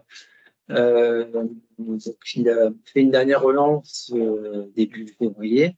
L'idée, en fait, c'était de pouvoir disposer des données de cette enquête pour en mars, de façon à ce qu'on puisse les exploiter, de façon à ce qu'on puisse aussi les valoriser dans le cadre d'un colloque régional qui va être organisé en avril 2024. Donc, j'en parlais tout à l'heure du colloque. Mais voilà, si vous pouviez, pour ceux qui n'ont pas encore répondu, hein, bien sûr, les autres, je dis merci. Mais pour ceux qui n'ont pas répondu à cette enquête, si vous pouviez prendre quelques minutes pour y répondre, ça nous permettrait d'avoir une vision assez exhaustive en fait, de ce qui va se passer en Normandie. Et en parallèle, on a aussi une enquête dite Flash qui est lancée par l'ADEME nationale. On l'a appris début d'année, en fait, qu'il y aurait cette enquête qui est demandée par le ministère, qui serait visiblement renouvelée de façon semestrielle, en fait, pour voilà, suivre aussi le déploiement du trait à la source sur les territoires, donc à l'échelle française, là pour le coup, au travers d'un questionnaire qui est encore plus court que le nôtre, qui est très formaté, qui honnêtement 5-10 minutes à le compléter, peut-être encore moins, même si vous allez compléter le nôtre. Alors on est un peu embêté par rapport à ça parce qu'on a essayé en fait de mutualiser les enquêtes de façon à ce que l'enquête lancée par l'Adréal puisse alimenter l'enquête nationale et de façon à ne pas vous sursolliciter. Malheureusement, on n'a pas eu un part parce qu'ils préféreraient en fait que toutes les réponses des collectivités françaises soient mis sous un même format via cette enquête en ligne. L'ADEME nationale souhaite aussi communiquer en fait, sur la circulaire de décembre 2023 qui était sortie en fait, certains critères indicatifs en fait, sur comment mettre en place le tri à la source des biodéchets. Donc, ce qui fait que voilà, on a dit à l'ADEME nationale qu'on relayerait leur enquête. Donc voilà, on s'en excuse. On a essayé de faire ce qu'on pouvait pour mutualiser les enquêtes, mais ça n'a pas pu se faire. Donc vous recevrez dans les jours prochains le mail de l'ADEME nationale avec ce petit questionnaire, qui est vraiment pour le coup. Et je vois que Mathias lève la main si tu veux intervenir. Oui, merci. Et merci Alexandre pour la publicité que tu viens de faire là pour effectivement l'enquête qu'on a lancée côté de Réal en décembre 23. Alors pour être tout à fait précis, j'ai pas encore fait la relance là, mais elle va partir cette semaine. Mais du coup, c'est parfait. Ça va permettre avec la petite pub que tu me fais aujourd'hui de maximiser le taux de retour. Et puis un grand merci évidemment aux participants qui ont répondu. Donc on va tâcher d'exploiter ça, de co-exploiter ça avec biomasse de la meilleure façon possible pour valoriser cette connaissance qui était produite là par l'enquête. Juste pour répondre, parce que je voyais que côté Flair, il y avait une question dans la conversation. Cette enquête ne me dit rien, pourtant on aurait des réponses. Le CIRTOM de la région Flair-Condé a été rendu destinataire de l'enquête. Par contre, ce sont des listes nominatives. Alors, il se peut que je crois que nous, moi j'avais repiqué sur la liste de diffusion de biomasse. Donc, normalement, c'est la même liste de diffusion que celle pour l'enquête annuelle de la collecte déchets. Mais voilà, donc je ne sais pas si vous voulez, on peut échanger dans le forum ou en aparté. Je pense pas que c'était. Non, mais là, en l'occurrence, c'était Damien Morinet qui était visé, mais si vous voulez, on peut en rééchanger dans le forum ou par message. Voilà. Je vous remets mon adresse mail dans le fil de discussion pour ceux qui auraient un doute, qui pensent ne pas avoir reçu l'enquête et qui voudraient s'assurer qu'elle arrive bien à la bonne adresse. Donc n'hésitez pas à me faire parvenir vos coordonnées. Puis je vous l'envoie la relance par cette semaine, sans faute. Merci. Le listing que tu as dû utiliser, c'est le listing des référents collecte. Donc, c'est les personnes qui répondent aux enquêtes collecte. Donc, normalement, sur le CIRTOM, tu dois avoir la bonne adresse. Après, ce qui peut peut-être se passer, c'est que les mails passent dans les spams aussi. Donc, des fois, ça nous arrive. Donc, ouais. Donc, merci Mathias pour ce complément d'infos. Donc voilà, prochainement vous recevrez donc du coup cette doublette d'enquête. Voilà, et on s'en excuse encore. Ensuite, il y avait un autre point d'actualité, si la zapette a fonctionné. Bon, tant pis. Hop là.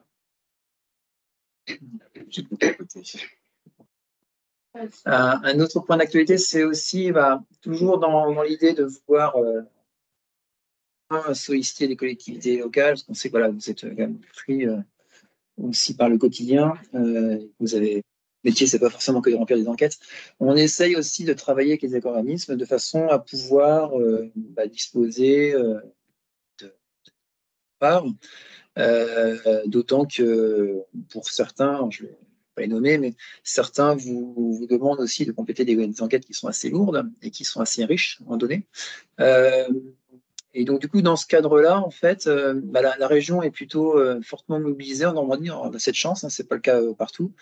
La région organise chaque année en fait, des réunions en petits comités entre les partenaires de l'observatoire et puis les éco-organismes pour qu'ils répondent positivement à elle. En tout cas, il y a des rencontres annuelles qui sont organisées de façon à favoriser les échanges avec ces acteurs. Donc, c'est l'occasion en fait, d'avoir un tour de table en fait, des éco-organismes sur leur filière, sur ce qu'ils mettent en place, sur les performances normandes, nationales, sur leurs projets. Ça permet aussi d'évoquer des axes d'amélioration en fait, pour essayer d'atteindre au mieux les objectifs. Donc, c'est des réunions qui sont plutôt assez intéressantes et constructives, globalement, qui sont aussi organisées dans le cadre de leur obligation de transmission de données aux régions. Parce qu'au travers de la loi AGEC et puis de l'arrêté du 12 décembre 2022, les éco-organismes sont obligés de transmettre des données aux régions dans le cadre de la suivi de la planification, et des données qui sont transmises électroniques, des données qui sont potentiellement exploitables. Après, la difficulté que l'on a par rapport à ça, c'est que l'obligation, elle porte sur des données régionales et pas des données locales.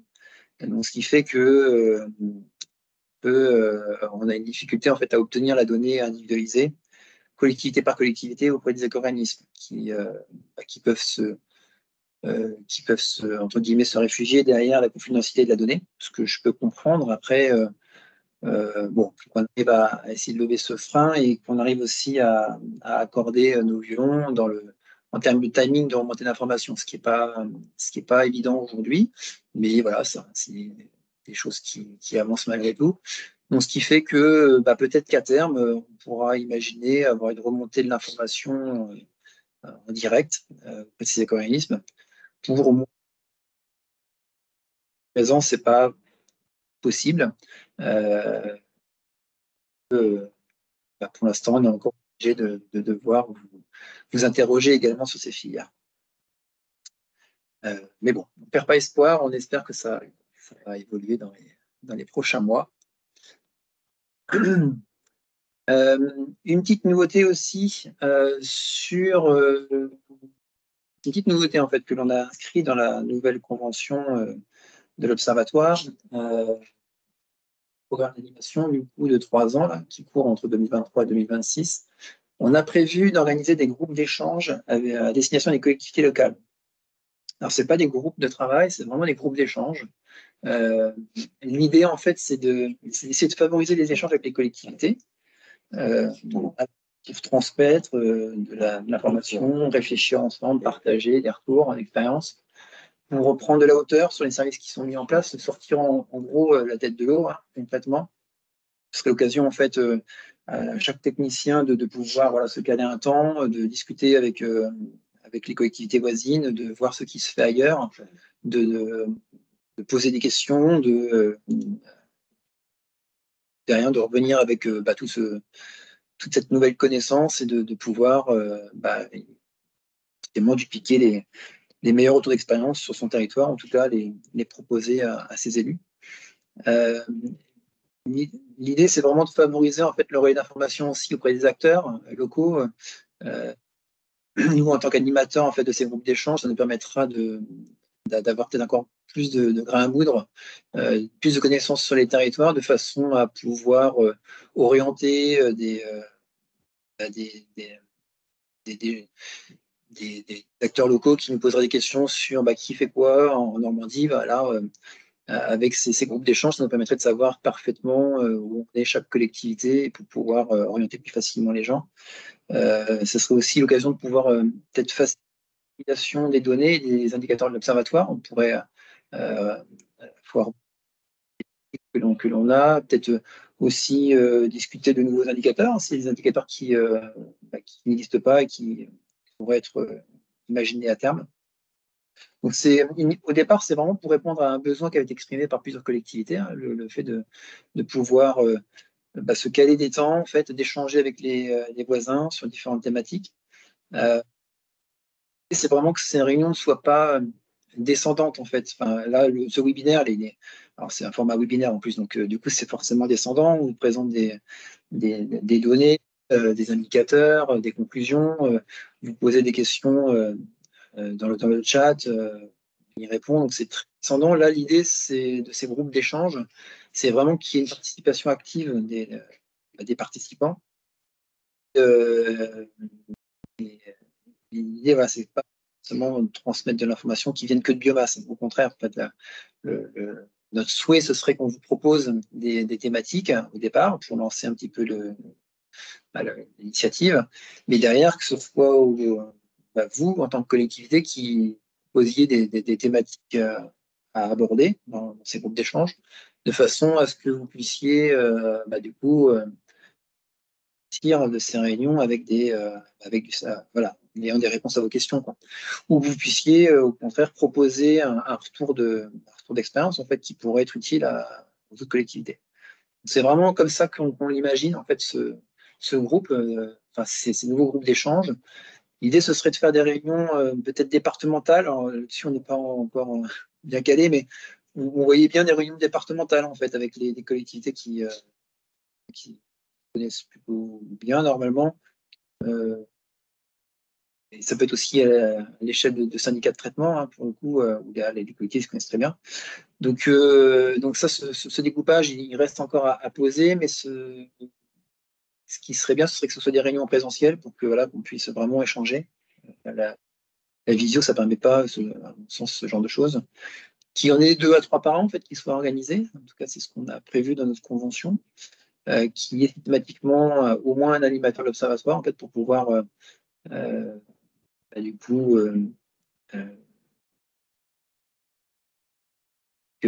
faire un compte rendu aussi qui pourrait éventuellement aussi servir pour être relayé à d'autres.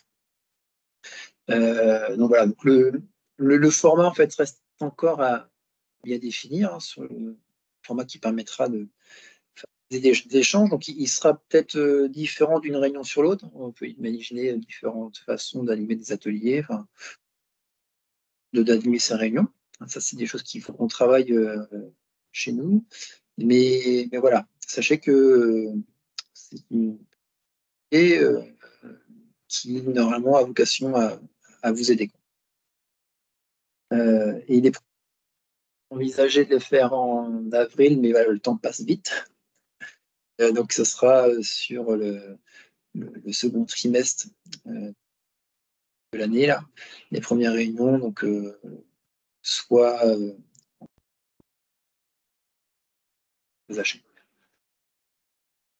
voilà, donc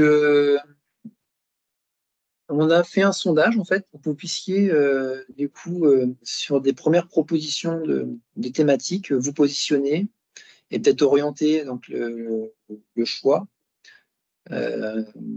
Donc il faudrait que vous cliquiez sur le lien, c'est ça? En pratique, Flavie vous a envoyé dans le chat un lien sur lequel vous pouvez cliquer.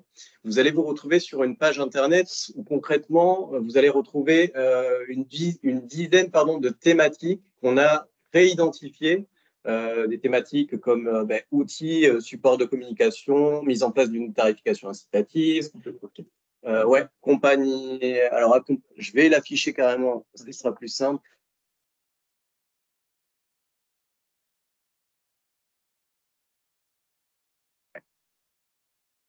Je vais l'afficher à l'écran. Là-bas. Déjà dans le chat aussi, je ne sais pas ce que vous en pensez de cette nouveauté. Est-ce que c'est quelque chose qui vous paraît plutôt une bonne idée ou au contraire, aujourd'hui, vous avez l'impression que ça ne va peut-être pas servir à grand-chose, vous êtes trop pris dans votre quotidien. Enfin, n'hésitez pas à nous mettre des commentaires dans le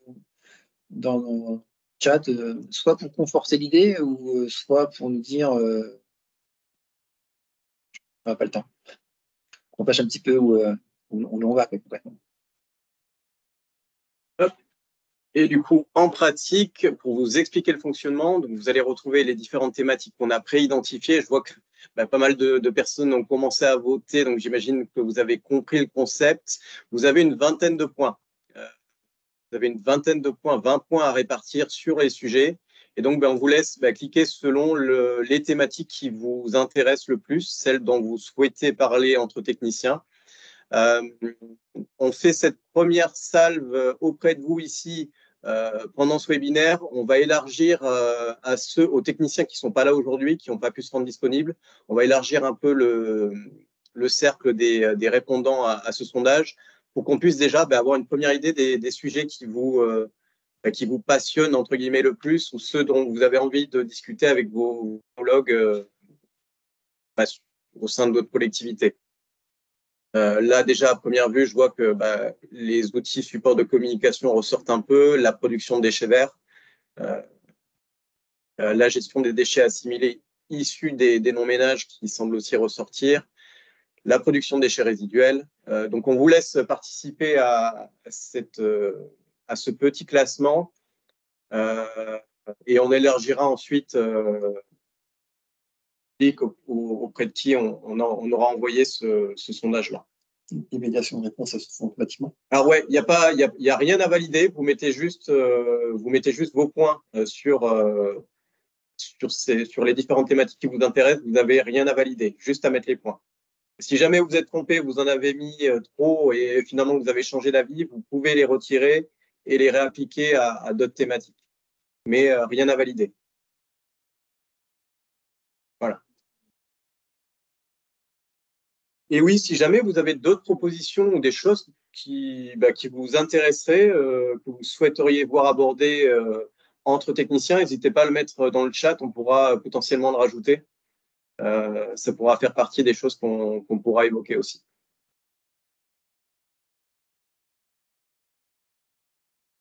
Et oui, je pense que je réagis au dernier commentaire de Damien. Ça peut être intéressant parfois de rencontrer des techniciens d'autres collectivités, d'échanger sur des thématiques, voir des gens qu'on n'a pas forcément l'habitude de voir en dehors d'événements spéciaux, de discuter des choses qui ont marché sur le territoire, des choses les écueils à éviter. C'est toujours intéressant d'avoir d'autres points de vue, d'autres méthodes de travail parfois, et d'échanger sur ça. Donc, je vous laisse continuer de voter pour les derniers et on peut repasser à la discussion.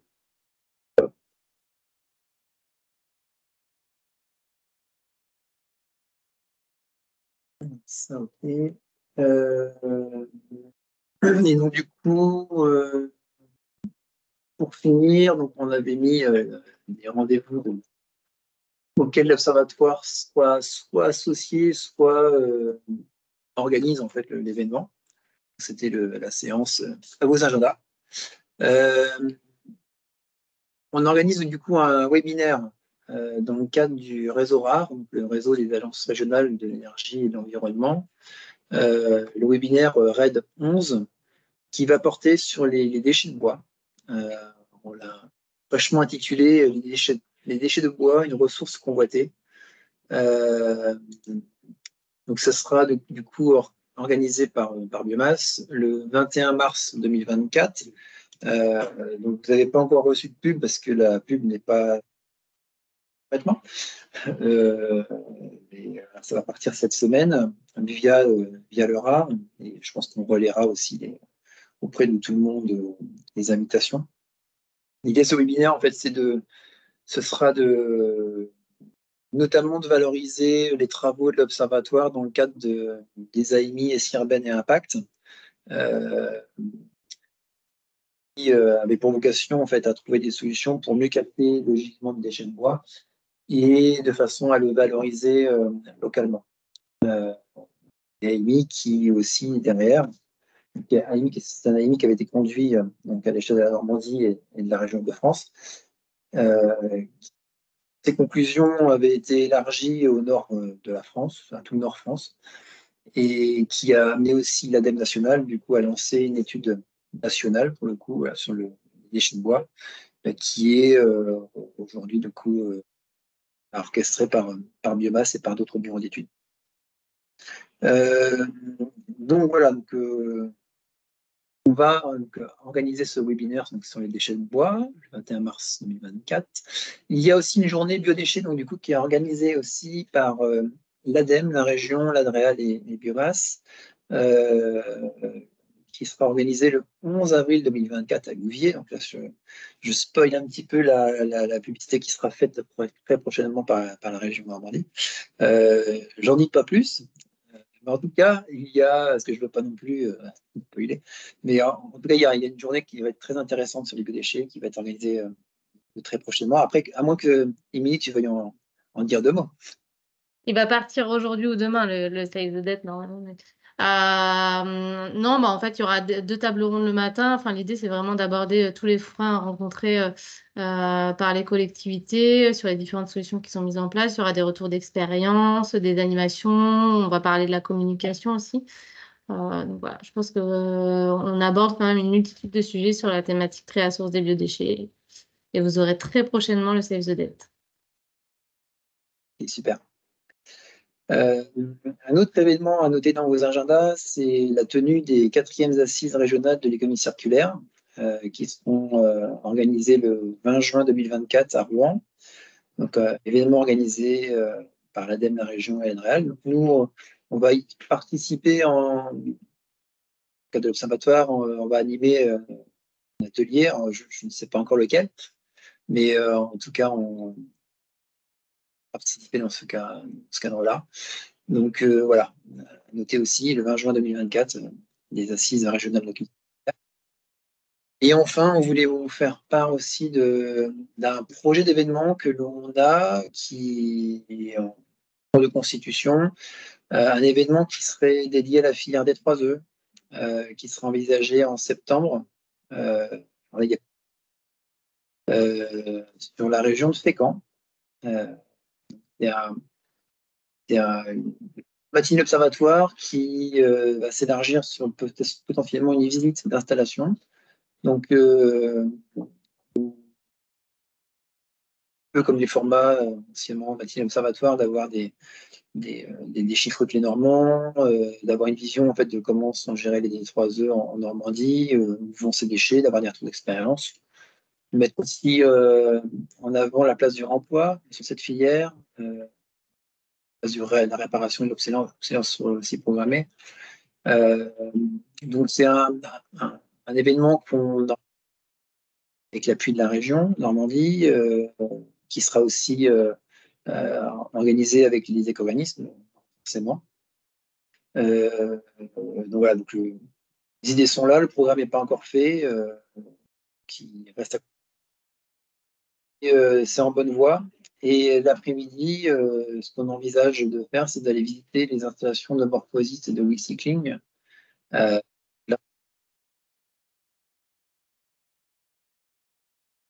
L'installation l'année dernière, franchement, c'est des sites qui sont très intéressants à visiter. D'autant que WeCycling, c'est une des rares installations françaises qui produit en fait à partir de déchets électriques et électroniques, recycler en fait des métaux rares d'une qualité assez exceptionnelle qui vaut en fait une qualité de matière première en fait vierge. Donc c'est assez notable que l'on ait ça en Normandie. Donc on voulait aussi les mettre ça va être cet événement et profiter peut-être de la visite par ce biais-là, sachant que cette visite sera réservée aux collectivités locales. Je ne pense pas que la société voudra que d'autres privés puissent rentrer. Donc, ce sera vraiment réservé aux collectivités locales. Donc là, on attend d'avoir l'aval et puis de tout caler pour fixer la date et puis recommuniquer dessus. Donc voilà, en quelques mots, les rendez-vous qui nous viennent. Je pense qu'on en avait fini, en fait. Il me semble. Sur ce webinaire. Oui. Petit rappel. Et un rappel, oui, de l'équipe. Alexandre, qui est responsable de l'Observatoire et que vous connaissez maintenant depuis longtemps. Moi-même. Yann Plard, qui travaille sur les ressources et l'économie circulaire, domaine sur lequel on va monter en puissance sur les prochains mois.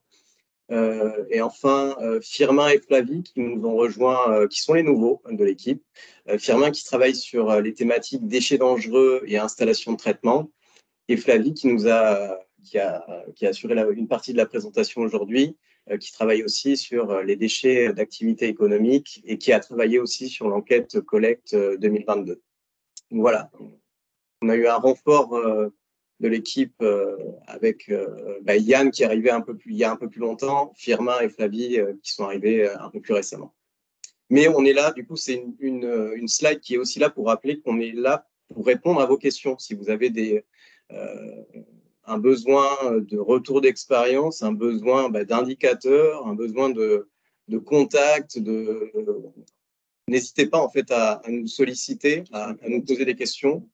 On essaiera d'y répondre le mieux possible. Ou on vous répondra. Oui, en tout cas, certains n'hésitent pas. Et pour ceux qui hésitent encore, arrêtez d'hésiter. On est vraiment là pour ça, en tout cas, pour répondre à vos questions et vous fournir des éléments. Une question. Ouais. Oui, Nathalie du SIGOM. J'ai une petite question. Déjà, merci de votre présentation. C'est très intéressant et comme vous dites, vous êtes toujours là parce que nous, on est très, très lent d'habitude à fournir les infos, mais vous êtes très, très rapide pour répondre pour toutes nos questions. Donc ça, c'est quelque chose de très apprécié. J'ai une petite question par rapport aux dates dont vous avez parlé. On était sollicité également par Idealco, je ne sais pas si vous connaissez, pour une organisation d'un assis aussi de déchets, journée de déchets, qui sera réservée uniquement pour les structures publiques pour le 3 et 4 juillet de cette année. Donc ceci, c'est un projet. Ils sont en train de chercher des financements encore pour bien boucler en fait le projet, mais ça se projette quand même pas mal. Et il y a certaines collectivités qui sont déjà positionnées. Je voulais savoir si vous étiez contacté en fait pour cette date et quelle différence avec l'assise de déchets que vous avez présentée. En fait, je voulais savoir par qui c'est organisé, comment ça. Voilà, qui sont les organisateurs, qui sont les financeurs, comment on peut participer, qu'est-ce qui se passe pendant cette journée-là, de 20 juin, je crois, vous avez parlé. Voilà, Oui. donc pour cette date-là, est-ce que, voilà, pour le interdéchet, est-ce que vous avez, enfin, Idéal Connaissance, je crois que vous connaissez, hein. C'est un réseau national aussi sur le, Ouais, on connaît Idealco, voilà, après sur les déchets. on n'y adhère pas aujourd'hui. On s'est un peu posé la question, mais je crois que si je me rappelle bien, le coût annuel, en fait, l'adhésion était assez élevée. La question s'était déjà posée en fait qu'on adhère, mais à l'époque on aurait été bien plus contributeur qu'on aurait bénéficié de. C'était vraiment assez déséquilibré.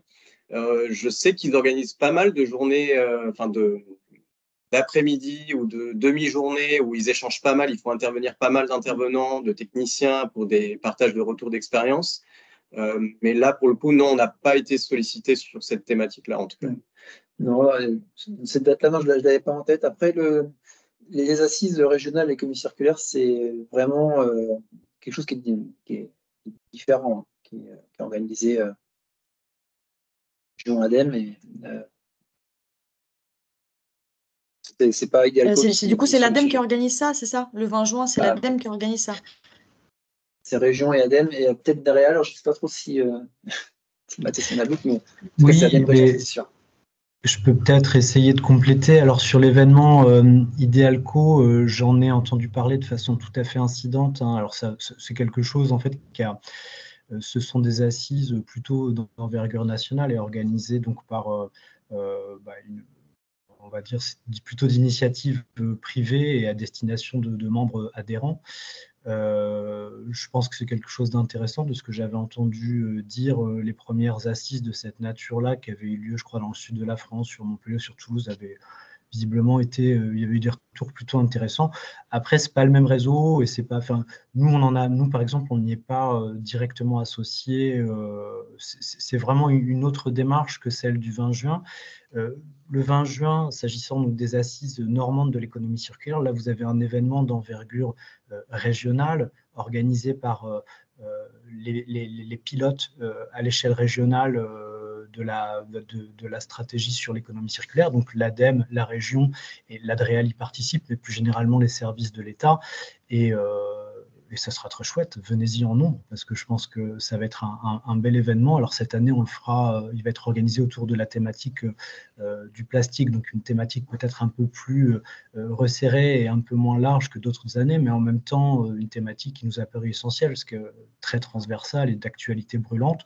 Donc il y aura toute une journée organisée autour de ce matériau et avec des intervenants également d'envergure, de rayonnement national, mais donc plutôt quand même un événement pensé par et pour des acteurs régionaux. Voilà. Donc, je pense que les deux sont pas du tout redondants. Enfin, si par ailleurs vous avez l'occasion d'assister aux assises d'Idéalco, je pense que ça peut être tout à fait intéressant, mais on n'est pas sur le même degré de territorialisation de l'intervention, je pense.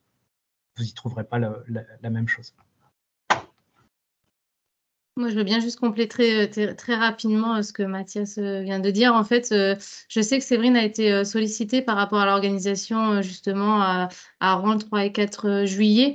Là, je regardais le programme. Moi, j'ai pas été directement sollicitée, donc je peux pas dire exactement les différences entre les deux. Mais au vu du programme, c'est pas du tout, ça sera pas du tout les mêmes événements. C'est deux événements différents et ça vaut vraiment le coup de participer aux deux événements. Et, je sais pas s'il y a d'autres questions à ce sujet, mais du coup, on est bien sûr à la manœuvre pour les assises normandes de l'économie circulaire et on s'assurera que ce ne soit pas les mêmes thématiques sur ces deux événements. Et puis, logiquement, je ne sais pas ce qu'il en est d'Idéalco, mais pour les assises, enfin, je pense, c'est gratuit. Donc, je sais. Raison de plus pour venir. Ok, super.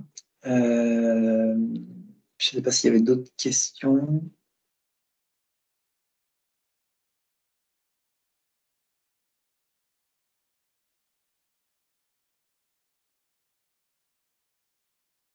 Et, très bien. Et ben, du coup, si vous n'avez pas d'autres questions, on va clôturer ce webinaire. Et puis, vous remercier pour votre participation et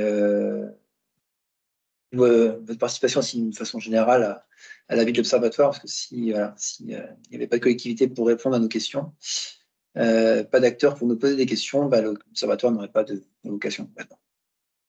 Voilà, merci à vous et puis bonne fin de journée et à bientôt.